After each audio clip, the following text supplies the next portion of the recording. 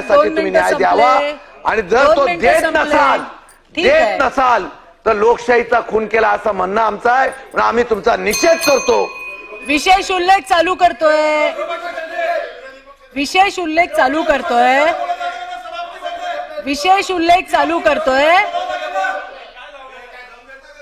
विशेष उल्लेख चालू करतोय.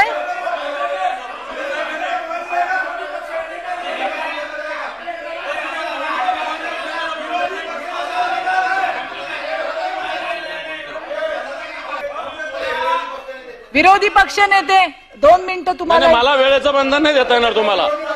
तुम्ही मला वेळेचं बंधन मला नाही द्यायचं. वेळेचं बंधन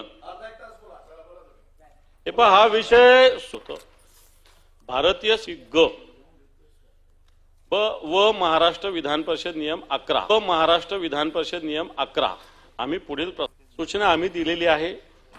ही सूचना देत असताना याच्यात जे म्हटलेलं आहे नियम 11 मध्ये की सभापती किंवा उपसभापतींना पदावर दूर करण्यासंबंधीच्या ज्या प्रस्तावाची संविधानाच्या अनुच्छेद मी सांगितलं 14 दिवसांची सूचना देण्यात असेल असा प्रस्ताव सूचनेची मुदत संपल्यानंतर शक्य तितक्या लवकर सभापतींनी विधान परिषदेला वाचून दाखवतील.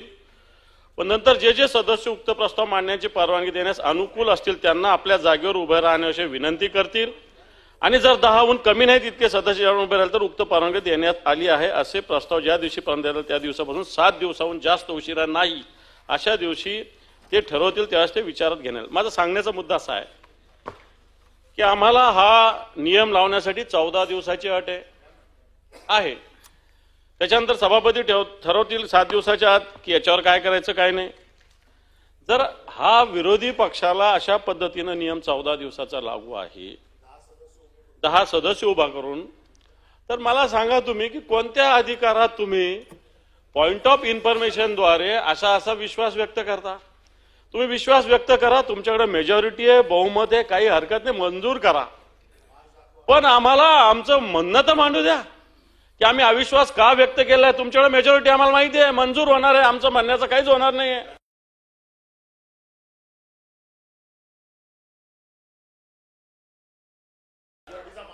पण मला असं वाटतं आम्हाला अधिकार आहे की हे आम्ही अविश्वास का आणलेला आहे का व्यक्त केलाय हा मांडण्याचा आम्हाला अधिकार आहे. आणि सभापती महोदय आपणही आता सगळे सभासद बोलले. खरं तर जो कोणी चेअरवर बसतो 1 तास हे सगळे सदस्य आवाज देत होते आंदोलन करते. तुम्ही साधं ढुंकून बघितलं नाही सभापती महोदय यांच्याकडे. हे काय तुम्ही काय इथं पक्षाचे हे म्हणून बसलेले का पदाधिकारी म्हणून. इथं तुम्ही सभापती म्हणून बसलेले तर तुम्हाला सगळ्यांना न्याय देण्याची आवश्यकता आहे. तुम्ही हे इकडं साधं ढुंकून बघितलं नाही. तुम्ही काय विरोधी पक्षाला एखादा निरोप देऊन बाबा याच्यात काय चर्चा करायची का काय करायची हे साधं बोललं नाही. ही सभागृहाची आणि मी तर अधिकाऱ्यांना स्पष्ट बोलेल याच्यात अधिकारी पण दोषी आहे.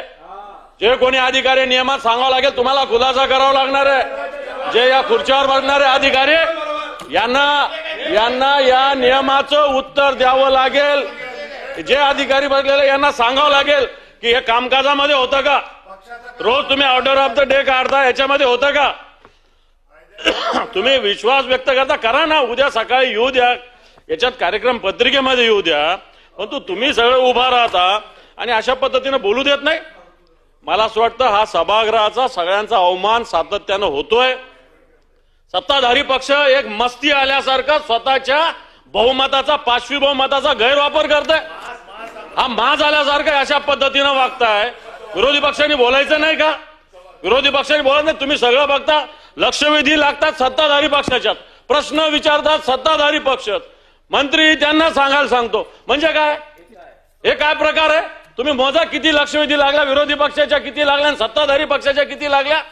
या कशासाठी या लक्षवेधी असतात कशासाठी प्रश्नोत्तर असतात. जर विरोधी पक्षाला संधी भेटत नसेल सत्ताधारी पक्षाचे रोज कामं होतात रोज मंत्री भेटतात रोज त्यांच्या बैठका होतात. विरोधी पक्षाला साधे मंत्री भेटत नाही.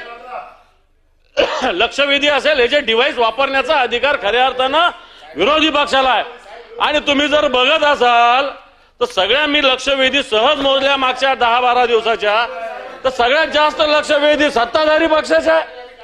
आणि म्हणून मला सांगण्याचा मुद्दा आहे की जाणीवपूर्वक एकांगीपणाने या सभागृहाचं कामकाज चालवण्याचा प्रयत्न सभापती असेल किंवा तालिका सभापती करतायत. मला असं वाटतं आम्हाला हे बोलू द्यायला पाहिजे होतं, आपण बोलू दिलेलं नाही. आणि म्हणून तुम्ही बोलू देणार आहे का नाही देणार आहे तर आम्हाला ते सांगा. बरोबर आहे, मी हे पत्र दिलेलं आहे, याचं नियमाखाली काय तुम्ही करणार. मला असं वाटतं इथं अधिकारी बसले, मी अधिकाऱ्यावर पण आरोप करेल, अधिकाऱ्यावर आरोप करेल. याच्यानंतर अधिकाऱ्यांनाच याच्यात या नियमाचा याच्यात तुम्हाला ओढावं लागेल. जिथं जो चेअरवर बसतो त्याचं ऐकणं म्हणजे तुम्हाला कायद्याची काय जाणीव चेअरवर बसलेल्याला करू द्यावं लागेल. गुपचूप मूग गुळून बसता येणार नाही आपल्याला. या राज्याप्रती जशी लोकप्रतिनिधी जबाबदारी तशी अधिकाऱ्याची पण जबाबदारी आहे.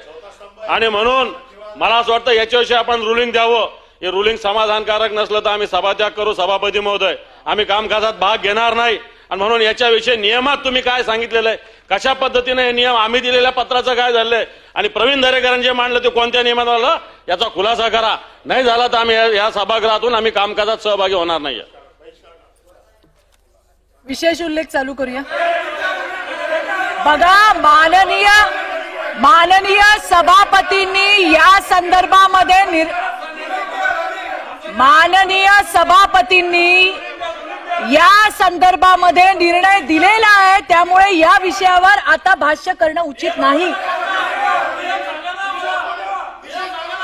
मी तुम्हाला हेच सांगतेय, माननीय सभापतींनी या संदर्भामध्ये माननीय सभापतींनी निर्णय दिलाय.